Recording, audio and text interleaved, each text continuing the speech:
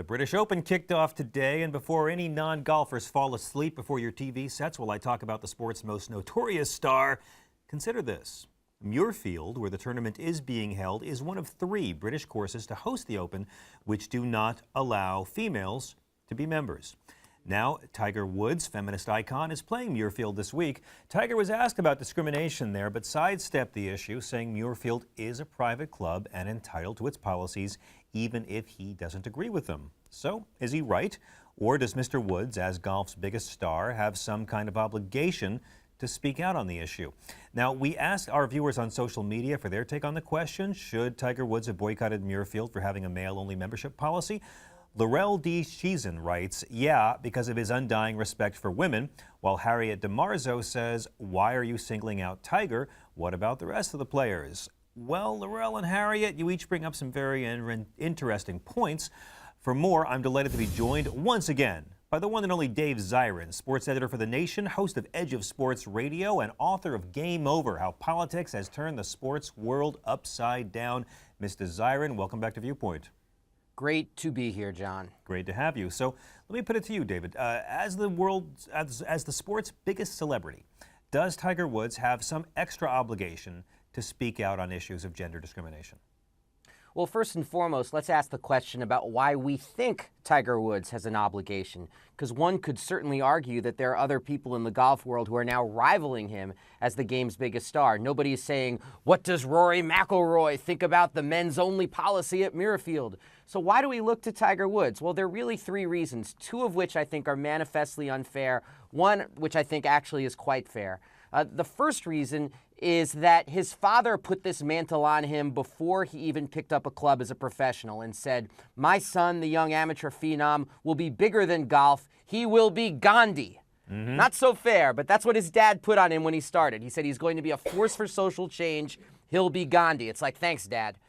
Second reason why we put this on him is that Tiger Woods objectively is a trailblazer, a person of color, a person of African-American descent on his father's side who is succeeding in the world of golf. Remember, golf is a sport where the Masters, its biggest tournament, did not integrate until 1975.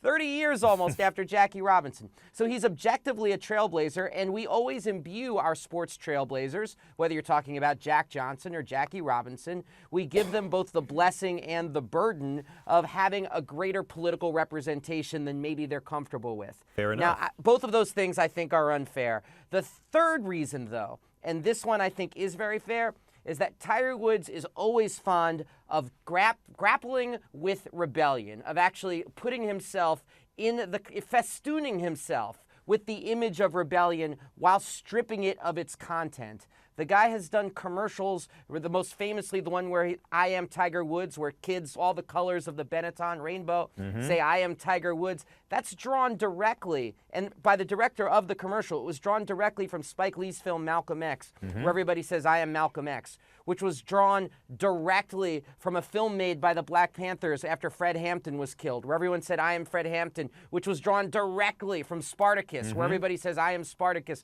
So if you're going to wrap yourself in that kind of image of rebellion and of being a trailblazer, well then frankly, it then makes sense if people call you on it and say you can't just use this for commercial purposes. Well, in fairness to Tiger, Dave, even before his scandal, he's passed on taking stance on controversial social issues. Yeah, maybe he's a rebel in terms of image only, but he's never taken a political stand, and clearly it's the man's right not to. But, you know, why do you think he won't on this? I mean, would this hurt him in any way? Has Woods lost so much credibility he wouldn't be taken seriously? Or is it all about endorsements? Well, I mean, I think it's kind of like asking, why doesn't Dale Earnhardt Jr. play Hamlet in Shakespeare in the Park? I mean, if after it's been 17 years of Tiger Woods not taking a stand on anything, at some point we have to ask ourselves, why are we still asking? And I laid out the reasons about why I think people have the right to ask, because he has wrapped himself in the image of rebellion without actually ever backing it up with any content.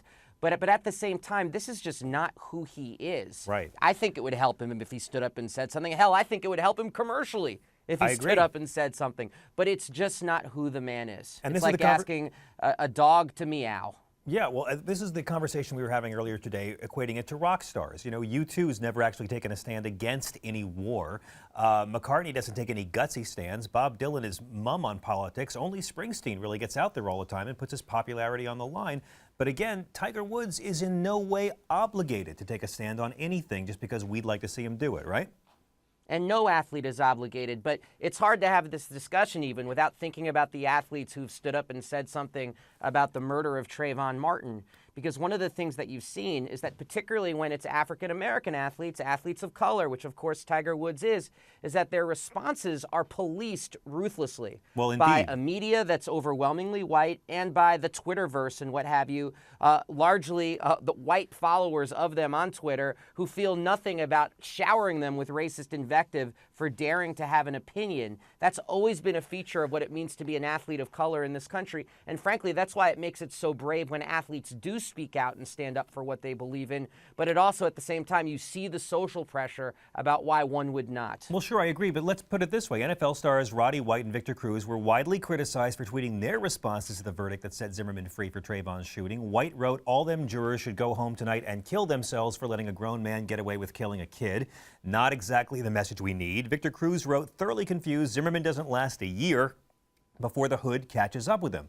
They both have apologized for their tweets, but I mean, that's a pretty good example of pretty ugly things and the example of the risks athletes can take when they do take a stand if it's not articulate enough. See, but it's so interesting, though, because oftentimes we criticize athletes for being carbon copies of Michael Jordan and saying, well, we play one game at a time. Good Lord willing, we play one game at a time. And here are athletes actually opening themselves up to criticism, opening themselves up to the kind of ridicule that they've received. And yet they did so because they actually come from a background that's very different from a lot of their fans. I mean, Victor Cruz hasn't just apologized, he's actually explained. He said, look, I'm from Paterson, New Jersey. I know what it's like to grow up around violence. I see Trayvon Martin, and I think that could be my son.